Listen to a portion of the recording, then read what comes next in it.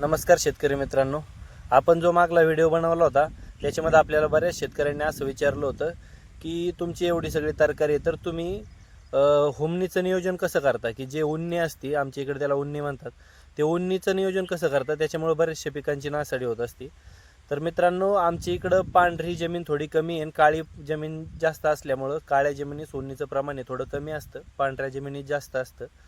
पण उन्नीला प्रतिबंधात्मक आणि चांगला उपाय आमच्या इकडं असा करतात आणि मी स्वतः पण केलेला आहे. आम्ही ऊसाला केला आहे, मिरचीला केला आहे, वांग्यामध्ये वापरले, टोमॅटोमध्ये वापरले. काय होतं, एक बायर कंपनीचं लिसेंटा एकरी 140 ग्रॅम आणि त्याच्यामध्ये 250 ml बायर कंपनीचंच डेसिस वापरायचं आणि ड्रिप इरिगेशनमधून सोडायचं.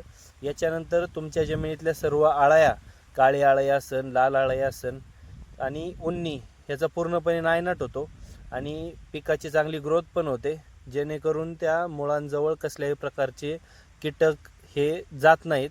त्याच्यामुळं मुळीला वगैरे कसल्याही प्रकारचा त्रास होत नाही. एकदा तुम्ही वापरून पहा.